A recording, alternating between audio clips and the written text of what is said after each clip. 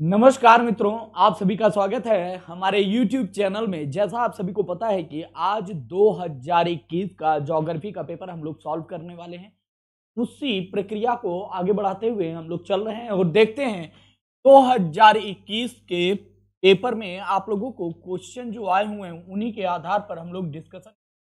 सबसे पहले पॉइंट की बात करें, पहला पॉइंट कह रहा है एनटीपीसी कि सिंगरौली स्थित इकाई के संदर्भ में निम्नलिखित में से कौन सा कथन सत्य है?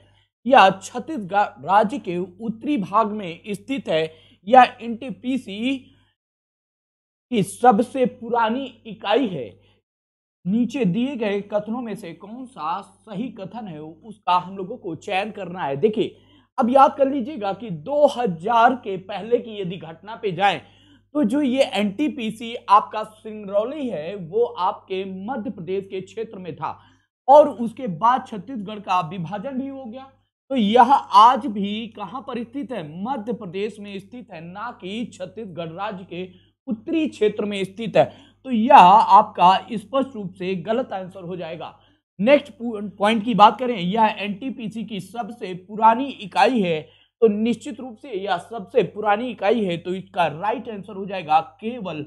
तो आपका राइट आंसर होगा। नेक्स्ट पॉइंट की बात करते हैं। नेक्स्ट पॉइंट हम लोग देखते हैं, इसमें दे रहा है निम्नलिखित में से कौन सा कारण भारत के उत्तर पश्चिम भाग में शीत ऋतु में होने वाली वर्षा के लिए उत्तरदायी है। तो याद कर लीजिएगा कि जब हम लोग ग्लोब देखते हैं बेटा, तो ग्लोब से समझने का प्रयास कीजिएगा कि ये आपके इक्वेटर है। इक्वेटर के यदि हम लोग 30 से 45 डिग्री 30 से 45 डिग्री की चर्चा करेंगे, यहाँ पर 45 डिग्री नॉर्थ और सेम 30 से 45 डिग्री के बीच आप साउथ में जाएंगे तो यह बीच का जो क्षेत्र है ये आपका भूमध्य सागरीय क्षेत्र कहलाता है। क्या कहलाता है आप लोगों का? यह पूरा का पूरा क्षेत्र भूमध्य भूमध्य सागरीय क्षेत्र कहलाता है। सागरीय क्षेत्र क्लियर है।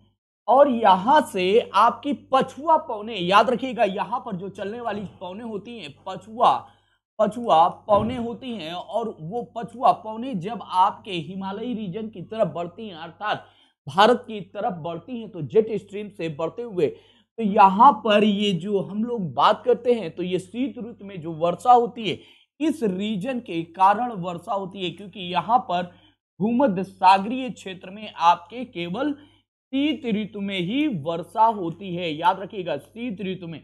और इसी का इम्पैक्ट आपके भारत में दिखाई देता है और इसका मुख्य कारण है पश्चिमी विक्षोभ। इसका मुख्य आधार जो है वो आपका पश्चिमी विक्षोभ की चर्चा हम लोग करते हैं और चीजें इससे समझते हैं। दूसरी चीज जो नेक्स्ट पॉइंट आप लोगों का यहां से संबंधित हो जाएगा वो ये होगा कि आप लोगों को यह स्पष्ट होना चाहिए कि ये जो पश्चिमी विक्षोभ की वर्षा होती है, यदि हम लोग इसको थोड़ा सा भारत के परिप्रेक्ष्य में देखने का प्रयास करेंगे तो आपका जो ये तमिलनाडु रीजन है, मुख्य वर्षा यदि हम लोग देखेंगे तो इस क्षेत्र के लिए यह कारगर होती है। कहां के लिए? तमिलनाडु।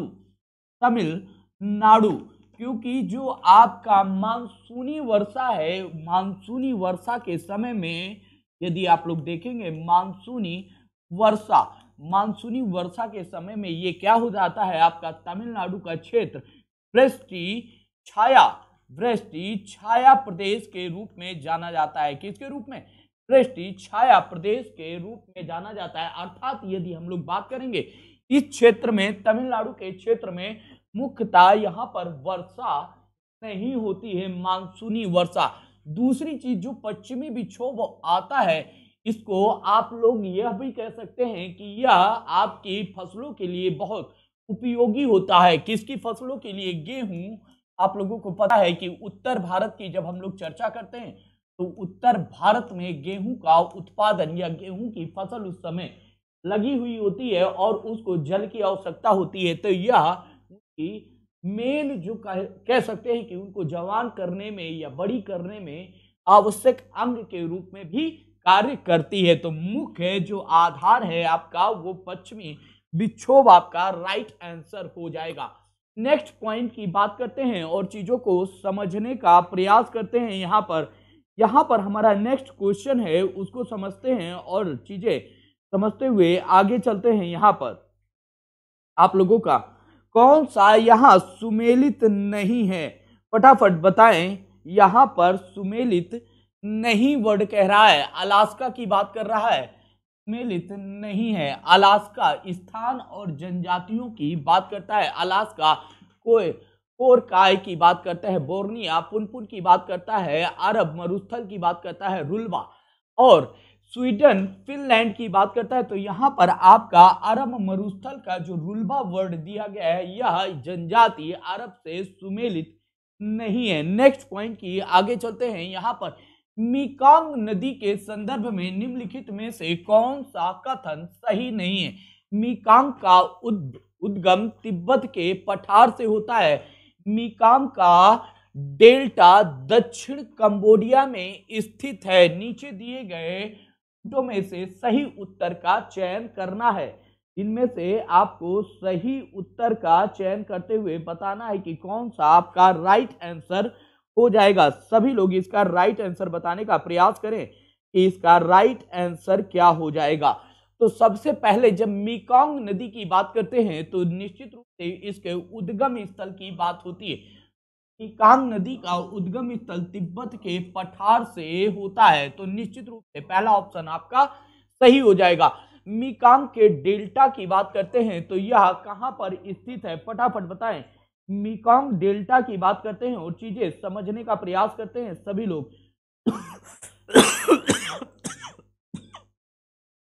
फटाफट इसका राइट आंसर बताएं सभी लोग। कोशिश तो आप लोग ये कर ही सकते हैं ना, मेकंग डेल्टा के रूप में। फटाफट बताइए क्या हो जाएगा इसका राइट आंसर, और चीजों को समझाते हुए आप लोग बताएं कि इसका राइट आंसर क्या हो सकता है। तो आप लोगों को यह पता होना चाहिए कि जब भी हम मेकंग डेल्टा की बात करते हैं तो यह भी आपका कहां पर स्थित है, इसे आप लोगों को जानना अति आवश्यक है। क्योंकि यहां पर यदि हम लोग चर्चा करते हैं तो आपका मेकंग डेल्टा दक्षिणी कंबोडिया में स्थित है। अर्थात इसका मतलब क्या हो गया कि दोनों ही आपके एक और दो दोनों ही ऑप्शन यहां पर राइट हो जाते हैं। नेक्स्ट पॉइंट की बात करते हैं और समझने का प्रयास करते हैं कि दूसरा ऑप्शन यहां पर हम लोगों का नेक्स्ट पॉइंट यदि हम लोग देखेंगे तो कौन सा राइट हो जाएगा। स्थानीय पौने और स्थानीय पौने एवं उनका स्थान की बात करते हैं। फटाफट इसे बताते हुए चले सभी लोग। कौन कौन सी स्थानीय पौने हैं उनको समझने का प्रयास करते हैं। सबसे पहले यदि स्थानीय पौनों की बात करें तो यहाँ पर आप लोगों का लेवेस और ब्रिक फिल्डर और बैक रोलर और सामन सामन की बात करते हैं। इसको समझिए और फटाफट इसका स्पेन में, ऑस्ट्रेलिया में, उत्तरी अमेरिका में, ऑस्ट्रेलिया में कहां पर यह स्थित है, फटाफट बताते हुए चले कहां पर यह स्थित है। फटाफट इसका राइट क्या हो जाएगा, इसका राइट आंसर क्या हो जाएगा, फटाक से बताने का प्रयास करें आप सभी लोग कि कहां पर कौन सी स्थानीय पौने पाई जाती हैं। इसको समझने का प्रयास करते हैं फटाफट। तो स्थानीय पौनों की जब हम लोग चर्चा करते हैं तो कहां पर कौन सी पाई जाएगी, फटाफट बताएं। फटाफट इसका आंसर सभी लोग बताएं।